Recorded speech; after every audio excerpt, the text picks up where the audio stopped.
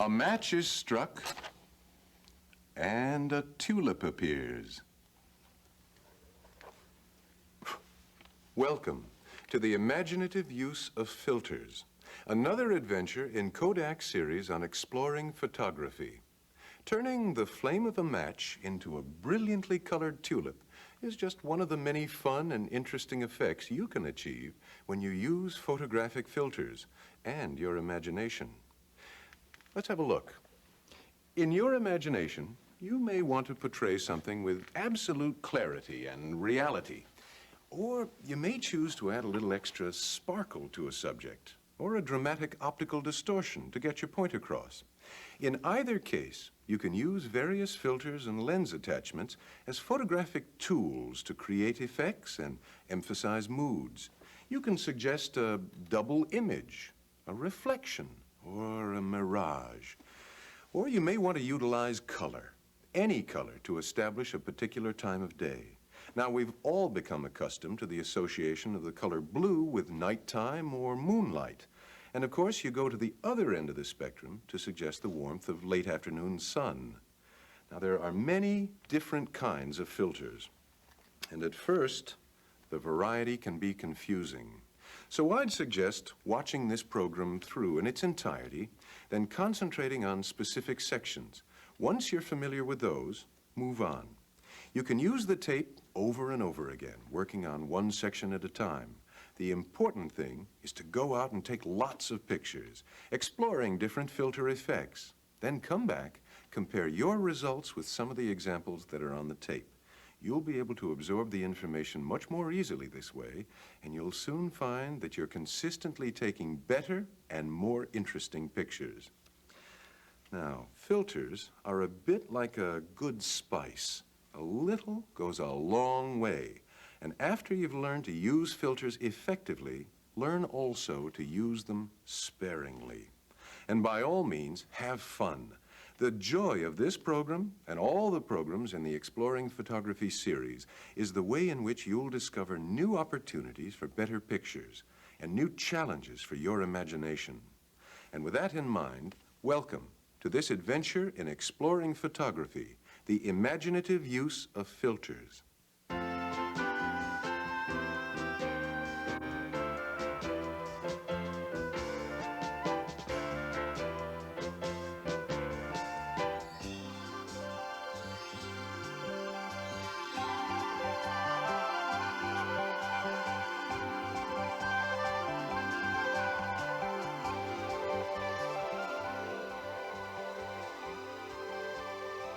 In this program, we'll show you how to use a variety of filters to make both subtle and dramatic changes in the pictures you take.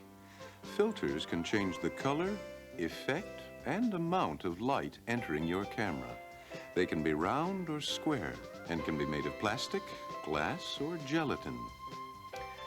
Some filters have built-in threads to match the threads on your lens. These are popular because you can attach, remove, and store them very easily. A lot of photographers like to keep a filter over their lens all the time for protection. Well, let's face it, sooner or later, your camera may bump into something.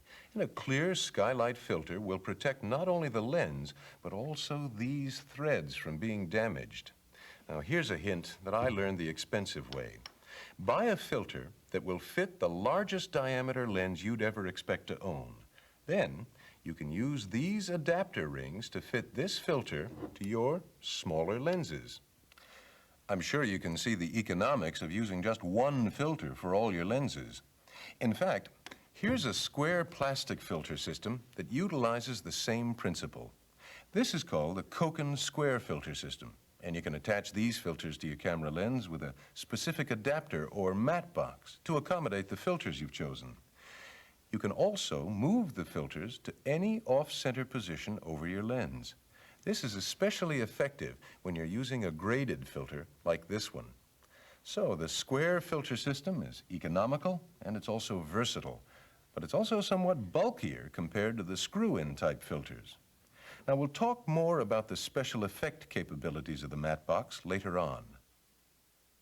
Let's begin our look at the effects of filters by seeing how they can control the separation of tones in black and white photographs. In color, The red geraniums stand out nicely against a background of green, but when the geraniums are photographed on black and white film without a filter, the red and the green are recorded as nearly the same tone of gray. Now let's say you'd like to separate these black and white tones so the flowers will stand out against the background. In black and white prints, filters lighten their own color and darken their complement. So when we use the number 25 red filter on the left, the red geraniums appear light against the green grass. We reverse this effect by using a number 58 green filter on the picture on the right. Now the green grass is light and the red flowers are dark. Remember, in black and white, filters lighten their own color. If you can translate colors into tones, you can visualize the effect you'll get by looking at your subject through these filters. This is certainly an attractive scene in black and white, but we can make it even more dramatic by using two lens attachments to darken the sky and make the clouds more prominent. Now, as we're going to see later, a polarizing screen will darken a blue sky, and when that effect is coupled with a red filter, the sky becomes really dramatic. Of course, you'll need to add exposure to compensate for the amount of light absorbed by most filters, and the filters with deeper colors require more exposure compensation than filters with more subtle hues. In general, a single lens reflex camera with a through-the-lens metering system will tell you the correct exposure when you take a reading with the filters on the lens. If you don't have through-the-lens metering, read your camera and filter instructions before setting your exposures. Now here's a fantasy white foliage effect that you can achieve by using the number 25 red filter with Kodak high-speed infrared film. This film is especially sensitive to non-visual radiation, so it requires special storage and must be loaded and unloaded in the camera in total, and I do mean total, darkness. We mentioned earlier how the polarizing screen was used to help darken the blue sky in a black and white photograph. The polarizing screen can also darken the sky in color photographs, such as the one on the right. This sky darkening effect is greatest when you're taking pictures at right angles to the sun. Both of these pictures were made through a polarizing screen. The one on the left was made with the sun at the photographer's back. On the right, the photographer is shooting at a right angle to the sun to slightly darken the blue sky. You'll also get different degrees of polarization depending on how you position this screen in front of your lens. With through-the-lens camera viewing, just turn the screen until you see the effect you like. A polarizing screen will require about 1.5 stops additional exposure, which can be easily read with through-the-lens camera meters. The polarizing screen is perhaps the most versatile lens attachment you can use. It not only darkens skies, but it also reduces the distant blue haze, as you can see on the right. The Grand Canyon view on the left was taken without a screen. Here again, the effect will be most noticeable with right-angle lighting and with the screen rotated to its maximum position. The polarizing screen is also useful in any type of copy photography. Now, we've used the screen on the right to reduce most of the reflections from the textured surface of the photographic print. The screen also reduces reflections from many surfaces, including glass, as we've shown on the right. It will also reduce reflections on water, but will have no effect on reflections from bare metal surfaces. When the polarizing screen removes reflections from many surfaces, it tends to allow more saturated colors to reach the film. You can see the more brilliant colors in the polarized picture on the right because the reflections from the foliage have been greatly reduced. Color conversion filters allow you to use color slide film balanced from one type of lighting and several different types of light. For example, Kodak Ektachrome 160 film is intended for use in tungsten light, the kind given off by ordinary light bulbs without any filter. If you want to use tungsten slide film outdoors, you'll need to use an 85B conversion filter. You can also convert the popular daylight balanced color slide film for use in tungsten lighting by using the 80A filter. Of course, you don't need any filter at all when you use daylight film outdoors. Both of these pictures were taken in normal household lighting. We used an 80A filter on the right to correct the color rendition. However, many photographers don't seem to mind the warm image they get when they use daylight-type color slide film with tungsten light. If you take photographs on color slide film by fluorescent light, you may get an off-color cast similar to the picture on the left. The color of fluorescent light varies dramatically depending on the type of lamp, so you may need several compensating filters to get colors similar to what you see on the right. You may find it easier to use film for color prints, such as Kodak VR films, without any filtration in fluorescent lighting. When the processing lab makes the prints, they can often correct the color. One of the most exciting uses I find for filters is the way they can be used to create moods and atmospheres. There's a lot of psychology surrounding the effects colors have on us. The expression, looking at the world through rose-colored glasses, suggests that many people feel brighter or happier in response to warmer colors.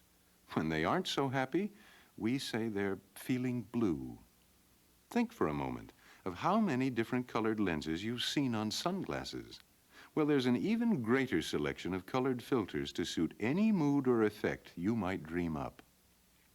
There are times when you can use exaggerated colors to achieve the effect or feeling you're looking for. For example, we use the 80A conversion filter we mentioned earlier to create the feeling of cold. You may not feel that we've added that much blue to the picture, so let's look at a comparison of pictures with and without the 80A filter. The blue picture on the right is a dramatic change from the realistic scene, but it's generally acceptable because the blue enhances the picture's distinctly cold subject matter. We use the same blue filter to create a completely different effect, moonlight. Many of us tend to associate blue with moonlight, so one way of simulating moonlight is to slightly underexpose a daylight scene and use an 80A filter. Many of us will relate light brown or amber colors with warmth and age. As a matter of fact, movie directors may use amber filters to create scenes that look as though they were taken several generations ago. We used a deep orange filter to make this ordinary windmill appear as though it's facing a very warm afternoon sun.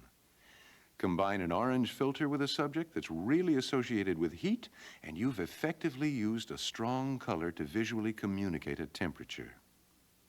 Some of the best opportunities to use strong filters will appear on days when the sky and lighting are not the best for traditional photographs. Here are two interpretations of the same subject taken against an overcast sky. Now we've used the number 25 red filter to suggest a strong emotion. Silhouette subjects generally work the best whenever you're using filters that are highly saturated. A variable color filter is a single filter which produces either of two colors or various shades in between. The filter used here offers blue and red, as we see in the center and on the right. It could also offer various shades of magenta in between the blue and red extremes. The picture on the left was taken without any filtration at all. Which of these pictures do you prefer? Variable color filters, by the way, use a polarizing screen to help achieve the color change. You can get them in any number of color combinations. It seems amazing, doesn't it, that one filter can change color right before our very eyes, like a chameleon? This one filter can do the work of several. That's a strong practical advantage if you don't like taking a lot of equipment with you when you go out picture taking. Another nice advantage of the variable color filter is that you can actually see the colors change as you rotate the lens.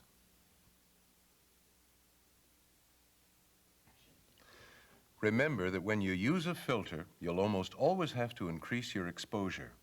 If you're using richly colored filters and want to handhold your camera, you may want to select films with fast speed ratings such as 400 or 1000. But if you prefer slower films, you may have to use slower shutter speeds and a camera support like a tripod. But if you like to use filters to make more subtle color changes, you should select color slide film rather than film for color prints. Let's say, for example, that you'd like your pictures to have a slightly warm feeling to them. You might select the number 81A filter we used on the right to achieve that subtle effect. Color slide film allows you to fine-tune the overall color of your pictures in this way. On the other hand, if you prefer color prints instead of slides, select a color negative film such as Kodak VR films. Now, when you're using film for color prints, remember the final overall color is adjusted in the lab that does your printing. So it's a good idea to let them know what filter you've used.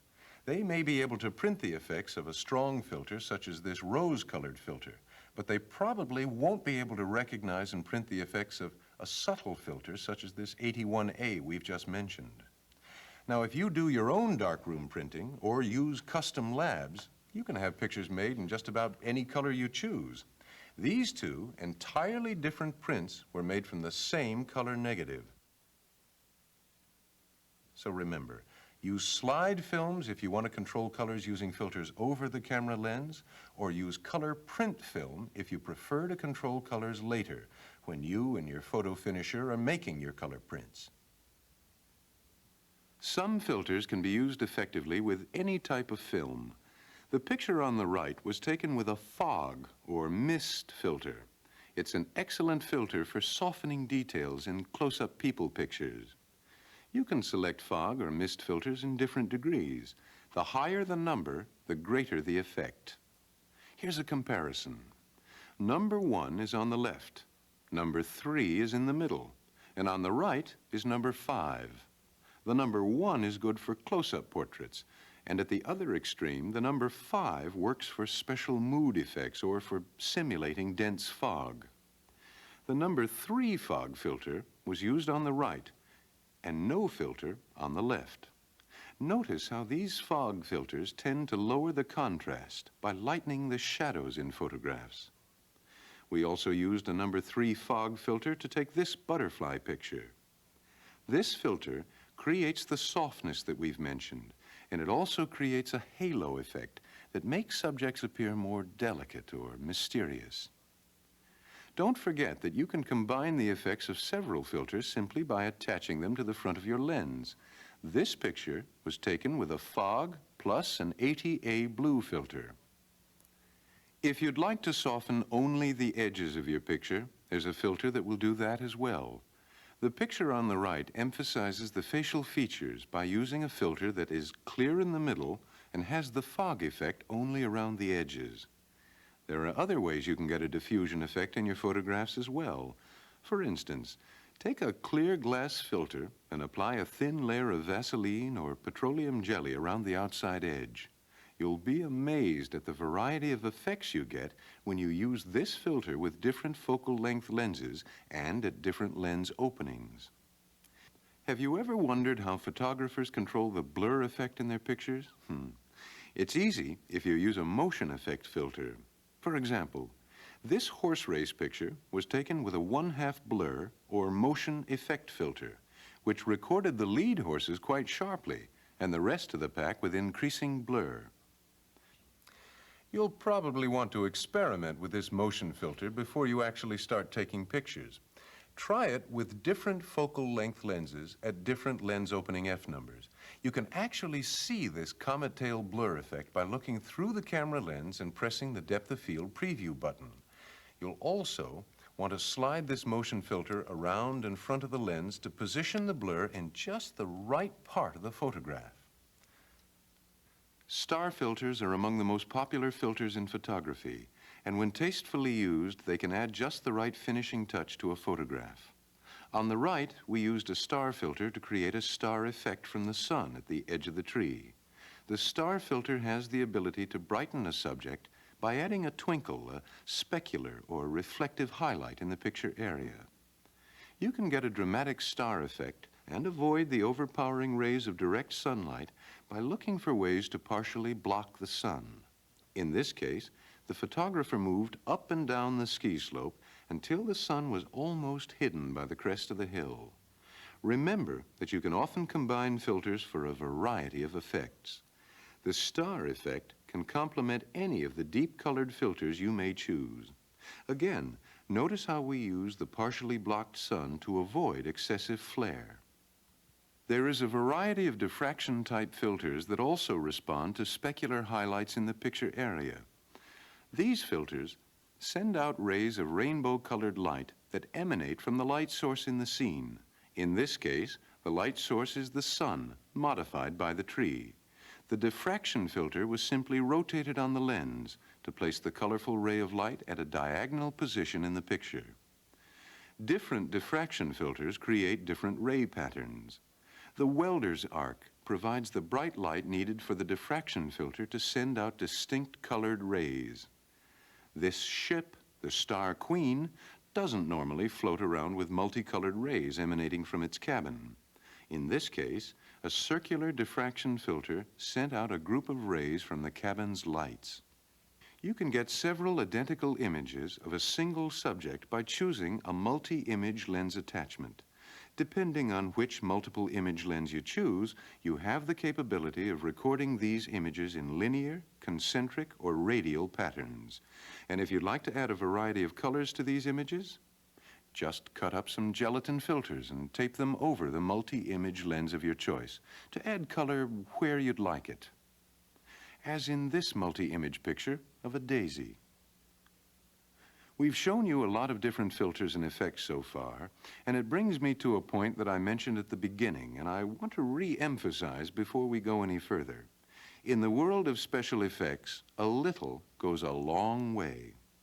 My point is, be judicious in your use of filters and special effects. I always try to take my pictures both ways, with and without filters. That way I have a choice later on. Editing and comparing after you've approached a subject in several different ways is often just as much fun as taking the picture. Which of these two pictures do you prefer? The straightforward rendition of a dramatic subject, such as we see on the left, or the more poetic interpretation on the right? Well, the choice is yours. I'd like to wind up our program by showing you some special effects techniques that will really challenge your imagination and add a whole new dimension to your picture-taking capabilities. I'm sure you've seen movies or television commercials where one person is presented as twins, and the same person is actually talking to himself or herself. In still photography, one of the ways you can get this same effect is by using a device called a matte box and the time-honored technique of multiple exposures.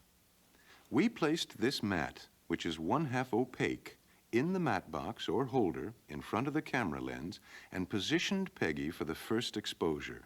Then we had her move over and we flipped the matte so that it covered the other half of the lens and made the second exposure on the same piece of film. The matte box combinations are truly limitless. These two mattes, for instance, were used to make this double exposure of a wedding. To make multiple exposures, you'll need a through-the-lens viewing camera, such as a single-lens reflex. Then position the subjects carefully in each portion of the frame you'll be using, and make each exposure at the same lens opening F number. Now, if necessary, adjust the shutter speed to control exposure. If you change the lens opening F number between exposures, you may get a noticeable mismatch in the blending of images. Read your camera instructions carefully to determine the best way to make multiple exposures. On many cameras, you'll have to depress the rewind button while you advance the film. To prevent the film from moving between exposures, turn the rewind knob until you've taken up the slack in the film. Then tape the knob to your camera body to maintain the tension while you make your multiple exposures. Since we've mentioned both filters and multiple exposures, let's use both of them to make striking photographs that add a dash or splash of color to anything that moves in front of your camera. Here's how it works. Put your camera on a tripod and make 3 separate exposures of a subject, each with a different filter. One with a number 25 red, another with a number 61 green, and a third with a number 38A blue filter. Everything in the scene that remains motionless, like the big rock, will appear normal. However, anything that moves will be recorded with rainbow-like colors. Now, it's wise to use a film for prints, such as any one of the Kodak VR films, because of their exposure latitude. Measure the normal exposure that you'd use. Well, let's say it's 1/125th of a second at f11. Add one stop exposure, 1/125th of a second at f8, and repeat the same exposure 3 times with each of the red, green, and blue filters. Now, if you want to speed up the process so that you can record things that happen quickly, you might consider trying to build a Harris shutter. The Harris shutter consists of the same 3 gelatin filters taped side by side within a frame of black cardboard with blanks at either end. This filter frame will drop loosely into a black box about the size of a necktie box. When you take a picture with the Harris shutter, set the camera on B for a time exposure. Lift the filter frame with one blank covering the lens, like this. Open the shutter and drop the filters past the lens and into the box. The last blank will stop the exposure. Then the film registers all 3 exposures into one picture and adds color to anything that moved during the exposure. After the exposure, close the camera shutter. Advance the film to the next frame, and you're ready to try another moving subject in a rainbow of colors. If you're in doubt about the exposures, overexpose the Kodak VR film slightly. Processing labs can generally correct for minor exposure changes. If it seems like we've covered a lot of ground, well, we have. And believe it or not, we've only scratched the surface of what's available and what you can do with filters and special lens attachments. And don't overlook, by the way, what you can do with found filters, simple, everyday objects or techniques that can create special photographic effects. For instance, you might take a picture through the raindrops on a windshield, or try a fog effect simply by breathing on the camera lens. Or you might even create your own star filter by using a patch of window screening in front of your lens. But whether you create stars or fog or colors or multiple images, remember that photographic filters are intended to serve your imagination, not to control it. Now that you've seen the program once, I'd suggest taking a few days to think about the kind of photography you do and consider what filters might help. Are you interested primarily in sports photography? Well, blur filters and multiple image filters can add excitement to your pictures. Are people your favorite subject? Fog filters can enhance the quality of many close-up portraits. Once you've decided what kinds of filters might suit you best, take a look at the tape again and concentrate on the portions where those filters are discussed. Before long, you'll find that filters are allowing your imagination to create new photographic images that'll add sparkle and a little variety to your picture collection. Thank you for watching. And remember, this tape is a photographic tool. The more you use it, the more adept you'll become at applying the knowledge it contains. Good luck. Oh, and happy picture taking. Now you can learn to take better pictures with these video cassettes from Kodak. For the serious amateur, step-by-step approaches to composition, lighting, lenses, filters, and film principles.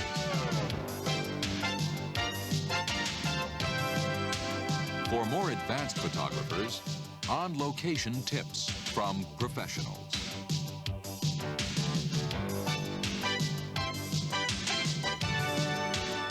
And for everyone, the best of Kodak's photo travel films. Over 20 programs available to you now from Kodak, the people who wrote the book on photography.